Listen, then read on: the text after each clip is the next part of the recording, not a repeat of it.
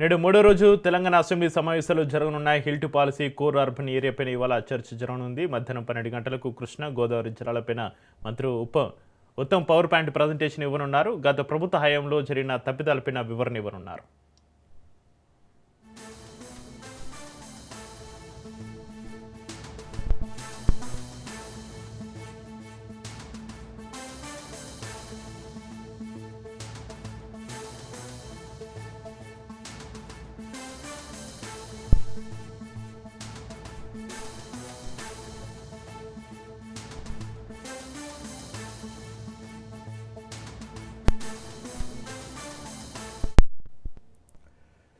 నేడు మూడో రోజు తెలంగాణ అసెంబ్లీ సమావేశాలు జరగనున్నాయి. HILT policy core urban ఏరియాపైన ఇవాళ చర్చ జరగనుంది. మధ్యాహ్నం 12 గంటలకు కృష్ణా గోదావరి జిల్లాలపైన మంత్రి ఉత్తమ్ పవర్ పాయింట్ ప్రజెంటేషన్ ఇవ్వనున్నారు. గత ప్రభుత్వ హయాంలో జరిగిన తప్పుదాలపైన వివరణ ఇవ్వనున్నారు. ఇక దీనికి సంబంధించి మరింత సమాచారాన్ని మా ప్రతినిధి రాజు అసెంబ్లీ నుంచి అందిస్తారు. రాజు, నేడు మూడో రోజు తెలంగాణ అసెంబ్లీ సమావేశాలకు సంబంధించి మీ దగ్గర ఉన్న అప్డేట్స్ ఏంటి?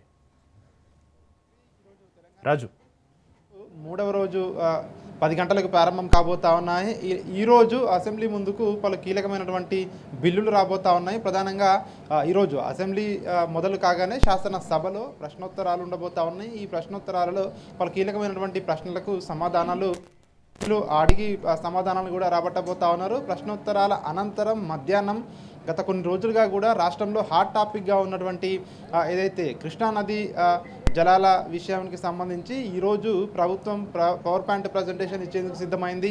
ఇరిగేషన్ శాఖ మంత్రి ఉత్తమ్ కుమార్ రెడ్డి దీనికి సంబంధించి మధ్యాహ్నం శాసనసభలో పవర్ పాయింట్ ప్రజెంటేషన్ ఇవ్వబోతా ఉన్నారు. అదేవిధంగా ప్రభుత్వం 4 కీలకమైనటువంటి బిల్లులను ఈరోజు సభలో ప్రవేశపెట్టబోతా ఉంది. ఒకసారి ఆ బిల్లులను చూసినట్టయితే మనము మొదటగా డిప్యూటీ సీఎం భట్టి విక్రమార్క ప్రవేశపెట్టే 2 బిల్లులు, అందులో చూసుకున్నట్టయితే regulation of appointments to public services, rationalisation of staff pattern and pay స్ట్రక్చర్కి సంబంధించి ఇందులో సవరణ బిల్లు ఉండబోతా ఉంది. దీంతో పాటు 2వ సవరణ బిల్లు కూడా మళ్ళీ భట్టి విక్రమార్క ప్రవేశపెట్టి సభ ఆమోదం కోసం కోరబోతా ఉన్నారు. అదేవిధంగా పంచాయతీరాజ్ శాఖకు సంబంధించినటువంటి 2 బిల్లులు మంత్రి సీతక్క ప్రవేశపెట్టబోతా ఉన్నారు. ఒకటి దీనికి సంబంధించి అదేవిధంగా ఏదైతే గ్రామీణ ప్రాంతాల్లో ఉన్నటువంటి ఏదైతే లోకల్ బాడీస్లో పరిపాలన మరింత సమర్థవంతంగా ఉండేందుకు ఈ బిల్లు ఉండబోతా ఉంది. ఈ 2 పంచాయతీరాజ్ శాఖకు సంబంధించినటువంటి 2 బిల్లులు ఉండబోతా ఉన్నాయి. ప్రధానంగా ఈరోజు ఏదైతే నిజాం సాగర్కు సంబంధించి సభలో చర్చకు పట్టుబట్టేందుకు ఇప్పటికే బీజేపీ సిద్ధమైంది. దీనికి సంబంధించి ఇప్పటికే ఇటు స్పీకర్కు వాయిదా తీర్మానం కూడా ఇటు బీజేపీ పక్షం ఇవ్వడం జరిగింది. ఈరోజు ఈ ప్రశ్నోత్తరాలలో ప్రధానంగా మనం చూసుకున్నట్టయితే ధరణి పోర్టల్కు సంబంధించి ఏదైతే రిఫండ్ల సమస్యలు ఉన్నాయని చెప్పేసి దానికి సంబంధించి ప్రశ్న కూడా ఇందులో చర్చకు రాబోతా ఉంది. అదేవిధంగా గృహజ్యోతి పథకం కింద మహిళలకు ఉచిత విద్యుత్తు అందించే అంశంపై కూడా చర్చకు రాబోతా ఉంది. అగ్నిమాపక కేంద్రాలు, చనాక కోరాట బ్యారేజీ ప్రస్తుతం దాని యొక్క పరిస్థితి, అదేవిధంగా రైతు సంక్షేమ కమిషన్, కళ్యాణ లక్ష్మి పథకం లబ్ధిదారులు, పీఎం కిసాన్ పథకం అమలు, డబుల్ బెడ్రూమ్ ఇళ్ళ ఏదైతే పెండింగ్ బిల్లుల చెల్లింపుకు సంబంధించి కూడా ఈరోజు ప్రశ్నోత్తరాలలో దీనికి సంబంధించి ప్రశ్నలు ఉండబోతా ఉన్నాయి. అదేవిధంగా ఈరోజు ఏదైతే హిల్ టు పాలసీకి సంబంధించి కానివచ్చు, అదేవిధంగా కోర్ అర్బన్ ఏరియాకి సంబంధించి కావచ్చు, ఈరోజు దీనికి సంబంధించి సభలో చర్చకు వచ్చే అవకాశం కనిపిస్తూ ఉంది. ఈరోజు ముఖ్యంగా ఏదైతే ప్రభుత్వం మొన్నటి నుంచి కూడా కీలకంగా భావిస్తూ ఉందో ఏదైతే నీళ్లు నిజాలు పేరుతో పవర్ పాయింట్ ప్రజెంటేషన్ మంత్రి ఉత్తమ్ కుమార్ రెడ్డి ఇవ్వబోతా ఉన్నారు. ఎందుకంటే ఇప్పటికే ఒకవైపు బీఆర్ఎస్ పార్టీ అసెంబ్లీ సమావేశాలను బహిష్కరించింది. పోటాపోటీగా పవర్ పాయింట్ ప్రజెంటేషన్ తెలంగాణ భవన్లో మాజీ మంత్రి హరీష్ రావు తెలంగాణ భవన్లో ఏర్పాటు చేయబోతా ఉన్నారు. అయితే దీనికి సంబంధించి ప్రభుత్వం అయితే మొదటి నుంచి చెప్తా ఉంది ఖచ్చితంగా అసెంబ్లీ వేదికగా చర్చకు సిద్ధం.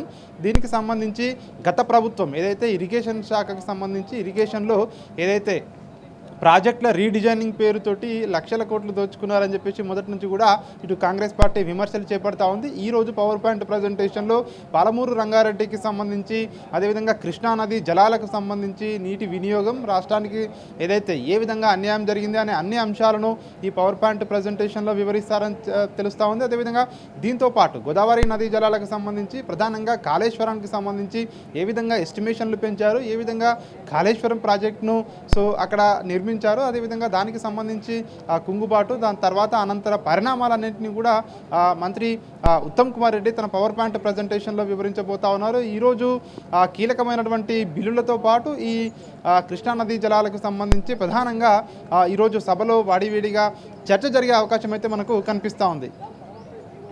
Right, thank you Raju.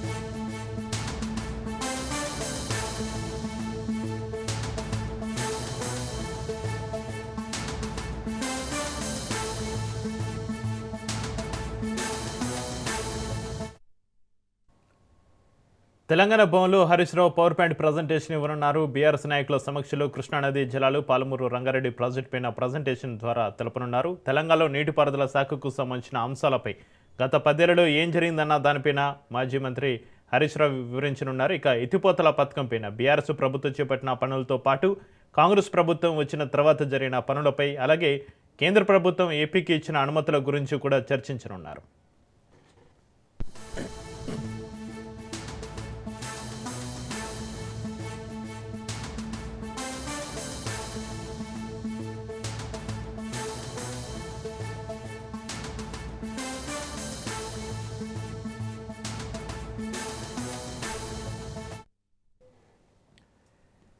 Assembly సమావేశాలను బీఆర్ఎస్ బైకాట్ చేసింది. అసెంబ్లీ సమావేశాలకు హాజరైనా మాట్లాడేందుకు అవకాశం ఇవ్వడం లేదని ఆ పార్టీ సభ్యులు ఆరోపిస్తున్నారు. ఈ క్రమంలో ఇవాళ నుంచి సభకు హాజరు కావద్దని బీఆర్ఎస్ నిర్ణయించింది. ప్రభుత్వం కృష్ణా జలాల విషయంలో రాష్ట్ర ప్రయోజనాలను విస్మరించిందని, పాలమూరు రంగారెడ్డి ప్రాజెక్టులను కావాలని నిర్లక్ష్యం చేస్తుందని బీఆర్ఎస్ ఆరోపణలు చేస్తుంది. ఈ అంశాలపైన స్పష్టమైన డేటాతోటి ప్రజల ముందుకు వెళ్లాలని, కాంగ్రెస్ ప్రభుత్వ వైఫల్యాలను ఎండగట్టాలని బీఆర్ఎస్ వ్యూహ రచన చేస్తోంది. ఇక తెలంగాణ భవన్లో హరీష్ రావు పవర్ పాయింట్ ప్రజెంటేషన్కు సంబంధించి మరింత సమాచారాన్ని మా ప్రతినిధి సైదులు లైవ్లో అందిస్తారు. సైదులు. చక్రి, తెలంగాణ శీతాకాల అసెంబ్లీ సమావేశాలు జరుగుతున్నాయి. అయితే ఈ యొక్క సమావేశాల్లో ప్రతిపక్ష బీఆర్ఎస్ పార్టీకి మాట్లాడే అవకాశం ఇవ్వడం లేదని బీఆర్ఎస్ పార్టీ ప్రధానంగా ఆరోపణ చేస్తుంది. నిన్న మూసీ సుందరీకరణపై ముఖ్యమంత్రి రేవంత్ రెడ్డి మాట్లాడిన తర్వాత ప్రధాన ప్రతిపక్షం బీఆర్ఎస్ పార్టీకి తగినంత సమయం ఇవ్వలేదు. ఎందుకంటే అభ్యంతరాలు కొన్ని ఉన్నాయి. మూసీ సుందరీకరణ అసలు ఏ విధంగా చేస్తారు, ఏంటి, దానికి ఎంత ఖర్చు అవుతుంది అనే ప్రశ్నలకు ఇటు ప్రభుత్వం నుంచి ఎటువంటి సమాధానం రావడం లేదు. సో ఈ ప్రశ్నలన్నీ కూడా మేము అడిగేందుకు సిద్ధంగా ఉన్నాము. ఆ సమయంలో మాకు మైక్ ఇవ్వండి అని ఎన్నిసార్లు అడిగినా కూడా మాకు మైక్ ఇవ్వకుండా మైక్ కట్ చేస్తున్నారని బీఆర్ఎస్ పార్టీ ఆరోపణ చేస్తూ వెంటనే సభను వాకౌట్ చేసి వెంటనే బయటకు వచ్చి గన్ పార్క్ వద్ద నిరసన తెలిపారు. నిరసన దాదాపుగా అర్ధగంట పాటు కూడా గన్ పార్క్ వద్ద కూర్చొని నిరసన తెలిపారు. ఆ సమయంలో మీడియాతో కూడా మాట్లాడారు. ఈ యొక్క శీతాకాల సమావేశాలని బీఆర్ఎస్ పార్టీ ఇక పూర్తిగా కంప్లీట్ గా ఇక్కడ నుంచి మీ ఆ శీతాకాల సమావేశాల్లో పాల్గొనేది లేదని చెప్పేసి కూడా బీఆర్ఎస్ పార్టీ ముఖ్య నాయకులు చెప్పారు. కాబట్టి పాలమూరు రంగారెడ్డి ఎత్తిపోతల ప్రాజెక్టుకు సంబంధించి రాష్ట్ర ప్రభుత్వం అసెంబ్లీలో పవర్ పాయింట్ ప్రజెంటేషన్ ఇచ్చేందుకు సిద్ధంగా ఉన్నారు అని మాకు తెలుస్తుంది. కాబట్టి ఒకవేళ స్పీకర్ అటు అధికార పక్షానికి అవకాశం ఇస్తే ప్రతిపక్ష పార్టీగా బీఆర్ఎస్ పార్టీకి కూడా మాకు తగినంత సమయం ఇచ్చి మేము కూడా పవర్ పాయింట్ ప్రజెంటేషన్ ఇచ్చేందుకు సిద్ధంగా ఉన్నాం అని చెప్పేసి కూడా అన్నారు. కాబట్టి స్పీకర్ కి ఆ విధంగా మేము అనేక సార్లు కలిసి విజ్ఞప్తి చేశామని కూడా చెప్పారు. కాబట్టి ఈ యొక్క అసెంబ్లీ సమావేశాల్లో మేము ప్రశ్నలు అడిగేందుకు కూడా మాకు మైక్ ఇవ్వడం లేదు. కాబట్టి సో మాకు నమ్మకం కూడా లేదని చెప్పేసి కూడా పూర్తిగా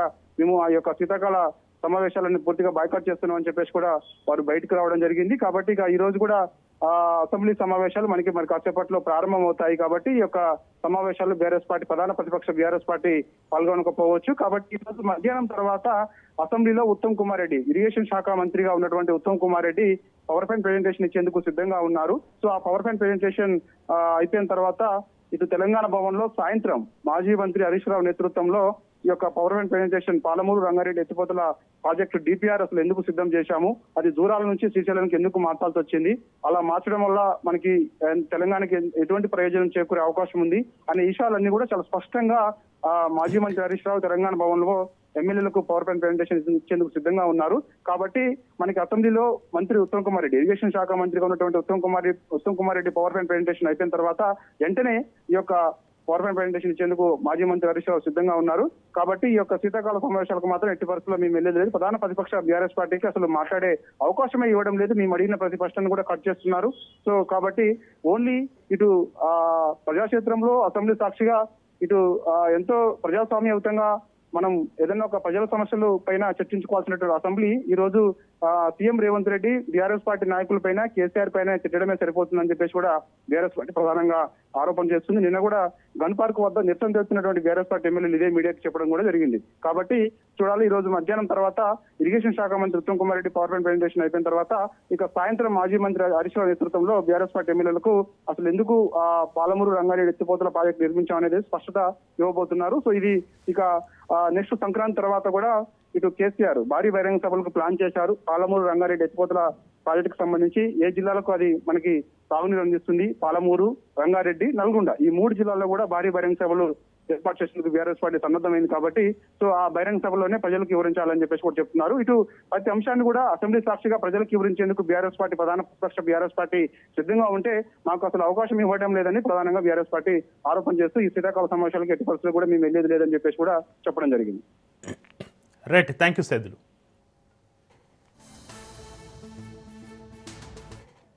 తెలంగాణ అసెంబ్లీ సమావేశాలను బీఆర్ఎస్ బహిష్కరించడాన్ని ఇబ్రహీంపట్నం ఎమ్మెల్యే మల్రెడ్డి రంగారెడ్డి తీవ్రంగా ఖండించారు. కృష్ణా జలాలు పాలమూరుపైన చర్చ జరిగితే వారి బండారం బయటపడుతుందని బీఆర్ఎస్ ఎమ్మెల్యేలు వాకౌట్ చేసి వెళ్లిపోయారన్నారు. పాలమూరు కృష్ణా జలాలపై చర్చకు రావాలని, లేదంటే పాలమూరు నల్గొండ జిల్లాల ప్రజలు క్షమించరని అన్నారు. పార్టీ కార్యాలయంలో కాదు అసెంబ్లీకి వచ్చి చర్చించాలంటున్న మల్రెడ్డి రంగారెడ్డితోటి మా ప్రతినిధి సునీల్ ఫేస్ టు ఫేస్. ఈరోజు జరిగినటువంటి అసెంబ్లీ సమావేశాల్లో బీఆర్ఎస్ పార్టీ వాకౌట్ చేసి వెళ్ళిపోయింది. ప్రస్తుతం ఎమ్మెల్యే అన్నారు. సార్ చెప్పండి, ఏం చేస్తారు? బీఆర్ఎస్ పార్టీ కావాలనే వెళ్ళిపోయిందా? వాళ్ళు చేసినటువంటి తప్పిదాలను కప్పిపుచ్చుకోవడానికి ఈరోజు టీఆర్ఎస్ పార్టీ వాకౌట్ చేసి వెళ్ళిపోయింది తప్ప వాళ్ళు ఏదో ఉద్ధరిస్తే వచ్చి అసెంబ్లీలో చెప్పాలి, వాళ్ళు ఏదైనా మంచి పనులు చేస్తే అసెంబ్లీలో చెప్పాలి. వాళ్ళు చేసిన తప్పిదాలను కాంగ్రెస్ పార్టీ బయట పెడుతుందనే ఉద్దేశంతో ఈరోజు వాళ్ళు బైకాట్ చేసి వెళ్ళిపోయినరు. మైకులు ఇవ్వట్లేదు, సభలో మాట్లాడడానికి అవకాశం ఇవ్వట్లేదని హరీష్ రావు చెప్తున్నారు. హరీష్ రావు చెప్పేటువంటి మాటలన్నీ తప్పులు. ఆయన ఊహించుకుంటాడు, ఇంకా మేమే ఉన్నాము, ఈడ ప్రజలకు మోసం చేసింది మర్చిపోయి ఈరోజు చేస్తున్నటువంటి దాన్ని తప్పించుకోవడానికే ప్రయత్నము. కాబట్టి హరీష్ రావును, ఈ రాష్ట్రంలో హరీష్ రావును, కేసీఆర్ను, టీఆర్ఎస్ను, బీఆర్ఎస్ను ఎవడు నమ్మే పరిస్థితి లేదు. ఏసీలో పెట్టిన తీర్మానాలు వేరు, సభలో పెట్టిన తీర్మానాలు వేరు అని హరీష్ రావు చెప్తున్నారు. అవన్నీ హరీష్ రావు మరి అవన్నీ హౌజ్లో చెప్పొచ్చు కదా, నువ్వు బయట పోయి ఎందుకు మాట్లాడుతున్నావు? హౌజ్లో చెప్పు. మా ప్రభుత్వం ఉంది, మా ముఖ్యమంత్రి ఉన్నాడు, మా మంత్రులు ఉన్నారు, నీకు సబ్జెక్టు నీకు సంబంధించింది హౌజ్లో చెప్పు. బయట పోయి చెప్తే వాడు వింటాడు? ప్రజలు చూడాలి కదా. ప్రజలు చూడకుండా నువ్వు చేసిన తప్పులను బయట చెప్తున్నావు. కానీ ప్రజలు చూడాలంటే ప్రజలకు నువ్వు క్షమాపణ చెప్తావో లేకపోతే ప్రజలకు మంచి చెప్తావో, ఏం చెప్పినా హౌజ్లో చెప్పు. రేపు పాలమూరు రంగారెడ్డి పథకంపై power point presentation BRS party భవనంలో ఇస్తున్నారు. వాళ్ళ పార్టీ ఆఫీసులో చేసుకుంటే ఏమొస్తుంది? వాళ్ళంతా సపోర్ట్లు కొట్టి డబ్బా కొట్టేటోళ్ళే కదా. హౌజ్లో చెప్పు. నువ్వు అందరు వింటారు, అన్ని పార్టీల వాళ్ళు ఉంటారు. ప్రజలకు ఏం చేసినావు హౌజ్లో చెప్పాదే. నువ్వేం మంచి చెప్పాలనుకుంటే తప్పేముంది? ఇది చూస్తున్నాం. ప్రస్తుతం అయితే పార్టీ బీఆర్ఎస్ పార్టీ ప్రధాన ప్రతిపక్ష హోదాలో ఉన్నటువంటి బీఆర్ఎస్ పార్టీ శాసనసభలో ప్రజల పక్షాన పోరాడుతుంది పోయి ఇలా వాకౌట్ చేయడం సరైనది కాదు.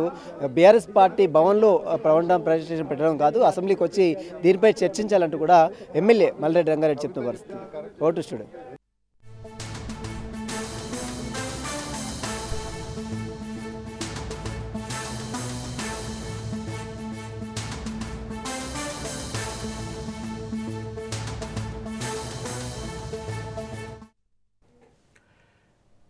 AP deputy CM Pawan Kalyan ఇవాళ కొండగట్టు ఆంజనేయ స్వామి ఆలయాన్ని దర్శించుకోనున్నారు. టీటీడీ నిధులతోటి 35.19 కోట్ల అభివృద్ధి పనులకు శంకుస్థాపన చేయనున్నారు. ఉదయం 10:30 నుంచి 11:30 మధ్య స్వామివారిని దర్శించుకోనున్నారు. టీటీడీ నిధులతో చేపట్టే అభివృద్ధి పనులకు పవన్ కళ్యాణ్ శంకుస్థాపన చేస్తారు. గతంలో ఎన్నికల విజయం అనంతరం ఇక్కడికి వచ్చినప్పుడు భక్తుల కష్టాలు గమనించిన పవన్ కళ్యాణ్ వారికి వసతి సౌకర్యాలు కల్పిస్తారని హామీ ఇచ్చారు. ఆ మాట నిలబెట్టుకుంటూ AP CM Chandrababu TTD chairman తోటి మాట్లాడి 35.19 కోట్లు మంజూరు చేయించారు. ఈ నిధులతోటి దూర ప్రాంతాల నుంచి వచ్చే భక్తుల కోసం 96 గదులతోటి కూడిన భారీ సత్రం, ఒకసారి 2000 మంది మాలధారణ భక్తులు దీక్ష విరమించేలా ప్రత్యేక మండపం నిర్మించనున్నారు.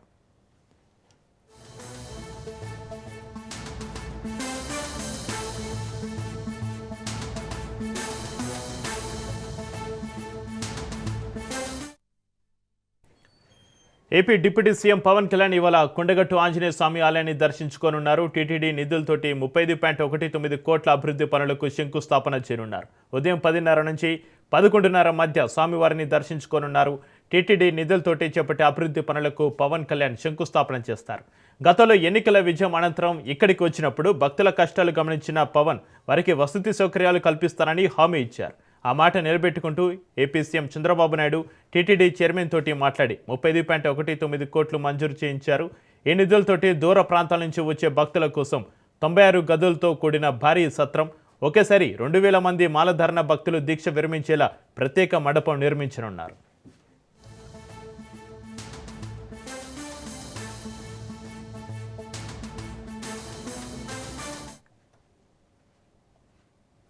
AP deputy CM Pawan Kalyan Kondagattu పర్యటన సంబంధించి మరింత సమాచారాన్ని మా ప్రతినిధి రవీందర్ లైవ్లో అందిస్తారు. రవీందర్.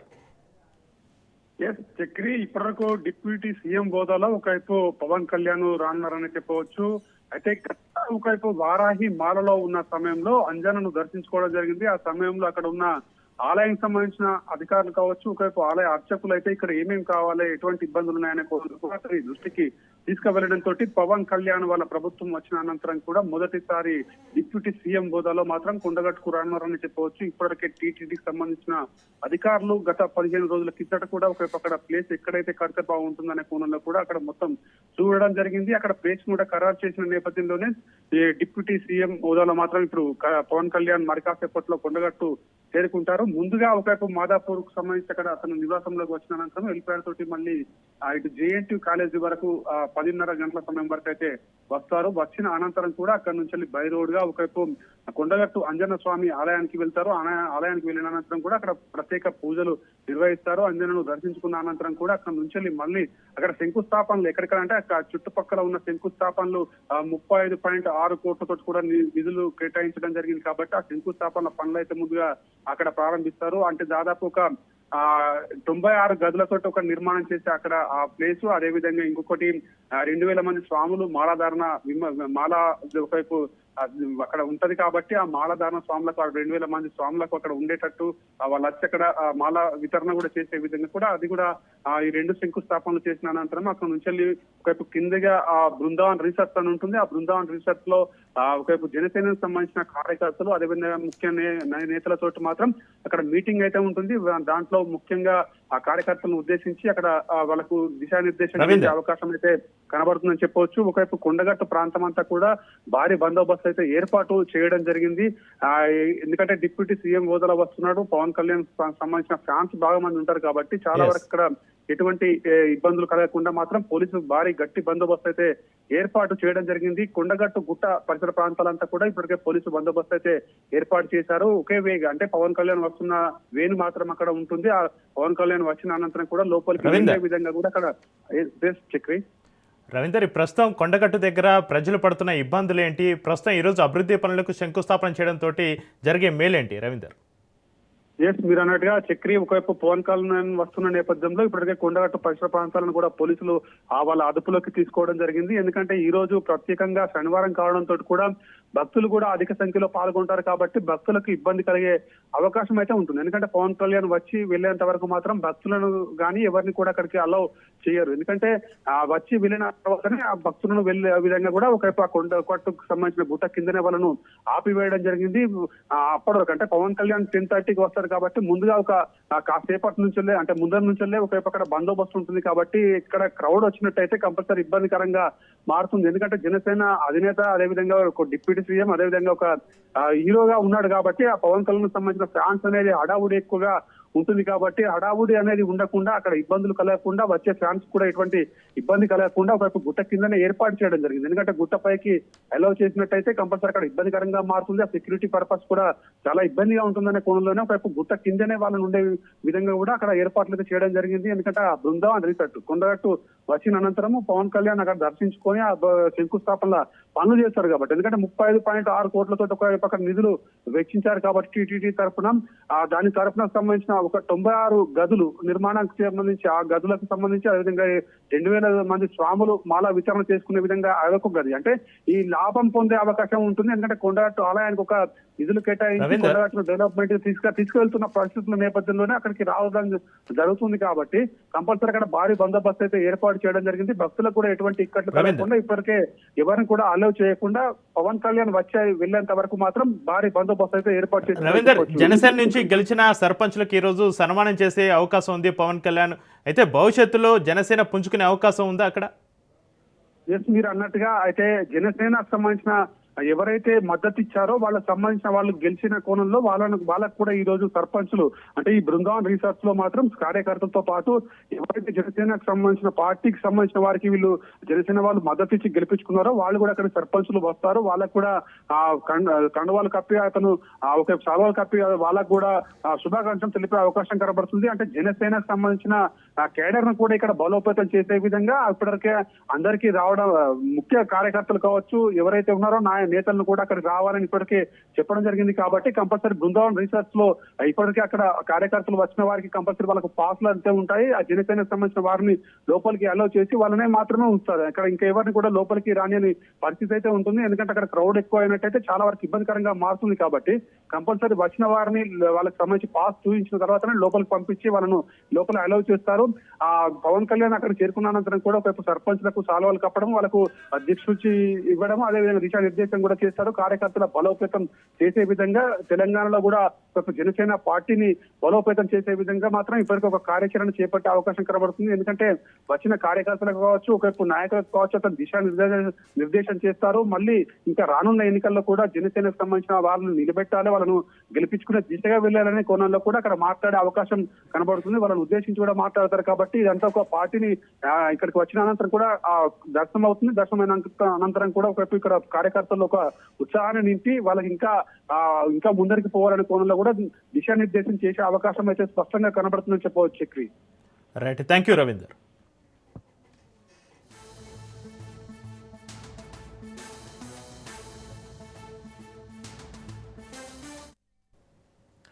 తిరుపతి శ్రీ గోవిందరాజు స్వామి ఆలయంలో టీటీడీ భద్రతా వైఫల్యం మరోసారి బయటపడింది. ఆలయంలో రాత్రి 9 గంటల సమయంలో ఏకాంత సేవ పూర్తి చేసి ఆలయం మూసివేసిన తర్వాత అజ్ఞాత వ్యక్తి లోపలికి ప్రవేశించిన ఘటన సంచలనం రేపింది.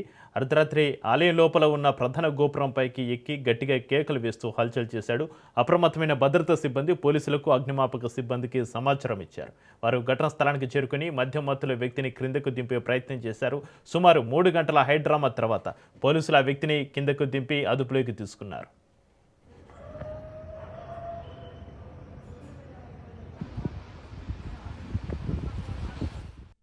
ఎందుకు ఎక్కినవరా పైకి? అదే ఎందుకు ఎక్కినావు పైకి? పైకి సార్ చంపేస్తారంటే ఎవరు చంపేస్తున్నారు? ఒక మేడం చెప్పింది. అది ఎవరు మేడము? ఏ మేడం తెలియదు. నువ్వు ఎందుకు ఎక్కావు పైకి? దేవుడి పైకి ఎక్కడం కరెక్ట్ కాదు కదా, తప్పు కదా. తప్పు కదా అట్లా. తప్పే సార్, తప్పే. మరి ఎందుకు ఎక్కావు అట్లా? తప్పే, అట్లా తప్పు కదా, అట్లా ఎక్కకూడదు కదా. ఫుల్ గా సార్ 90 మంది అడిగిన ఫుల్ గా దేవుడి పైకి ఎక్కడం కరెక్ట్ కాదు కదా. తప్పే అని చెప్పి సార్. తప్పా కదా? తప్పు ఒప్పుకున్నట్టే కదా. సార్ తప్పు ఒప్పుకున్నట్టు కరెక్ట్ కాదు కదా. కాదు రే, తప్పు ఒప్పుకోవడం కదా, తప్పే కదా. తెలీదు, కిందికి దించాము. ఆయన పేరు తిరుపతి తెలంగాణ అని మాత్రమే చెప్పాడు. కొద్దిగా తాగి ఉన్నాడు, మరి కొద్దిగా అన్సౌండ్ అని కూడా అన్సౌండ్ లాగా కనిపిస్తున్నాడు. విచారించిన తర్వాత అది చూస్తాం. అది చూద్దాం, విచారిస్తాం. ఇప్పుడే కదా కిందికి దించిండేది, విచారించి మళ్ళీ చూస్తాం. అట్లాంటిది ఏం లేదండి. విచారించి మీకు అన్ని విషయాలు చెప్పాలి. చూద్దాం, అది విచారించి స్టేషన్కి తీసుకెళ్తున్నాము. తర్వాత విచారించి మీకు అన్ని విషయాలు తెలియపరుస్తాం. బళ్ళారిలో వాల్మీకి విగ్రహ ఆవిష్కరణను శాంతి భద్రతల సమస్యల కారణంగా వాయిదా వేశారు. నిన్న జనార్దన్ రెడ్డి వర్గం కాంగ్రెస్ ఎమ్మెల్యే భరత్ రెడ్డి వర్గీయుల మధ్య బ్యానర్ల ఏర్పాటుపై జరిగిన ఘర్షణ కాల్పులు ఘటనలో ఓ కార్యకర్త మృతి చెందారు. ఈ ఘర్షణలు ఉధృత పరిస్థితిలో నెలకొన్నాయి. వాల్మీకి విగ్రహ ఆవిష్కరణ కోసం ఏర్పాటు చేయాల్సిన బ్యానర్లను జనార్దన్ రెడ్డి ఇంటి ముందు పెట్టడంపైన వివాదం చెలరేగింది.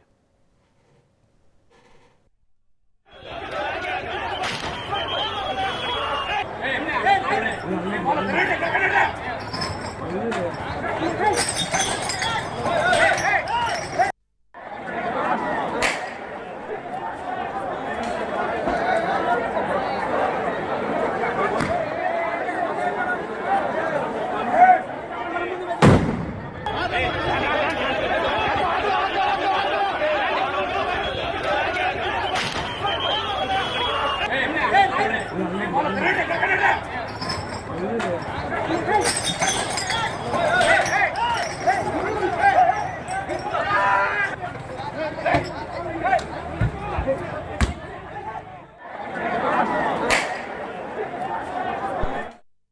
కొంతకాలంగా వరుస ఎదురు దెబ్బలతోటి సతమతమవుతున్న మావోయిస్టు పార్టీకి మరో భారీ షాక్ తగిలింది. పార్టీ సాయుధ బలగాల విభాగానికి వెన్నుముకగా భావించే అత్యంత కీలక నేత గెరిల్లా లిబరేషన్ ఆర్మీ చీఫ్ బర్సేదేవ పోలీసుల ముందు లొంగిపోయారు. హైదరాబాద్లో తెలంగాణ డీజీపీ శివధర్ రెడ్డి సమక్షంలో బర్సేదేవ అధికారికంగా సరెండర్ అయ్యారు. దేవతో పాటుగా మావోయిస్టు మిలిటరీ ఆపరేషన్ విభాగ సభ్యులు కూడా పోలీసుల ముందు లొంగిపోయారు. లొంగిపోయిన సమయంలో దేవ నుంచి అత్యంత శక్తివంతమైన మౌంటైన్ LMG తుపాకీని పోలీసులు స్వాధీనం చేసుకున్నారు. ఇది మావోయిస్టుల దగ్గర ఉండే అత్యంత కీలకమైన ఆయుధమని అధికారులు తెలుపుతున్నారు.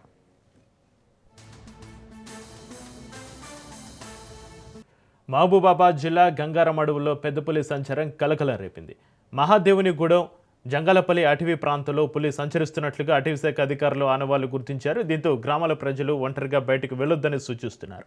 ఏజెన్సీ గ్రామాల్లో డప్పు చాటింతోటి ప్రజలను అధికారులు అప్రమత్తం చేస్తున్నారు. ఎవరికైనా పులిజాడ కనబడితే గంగారం, గూడూరు, కొత్తగూడు అటవీ శాఖల ఫోన్ నెంబర్లు 9443535773, 70133809853654కు సమాచారం అందించాలని ఫారెస్ట్ ఆఫీసర్లు కోరారు.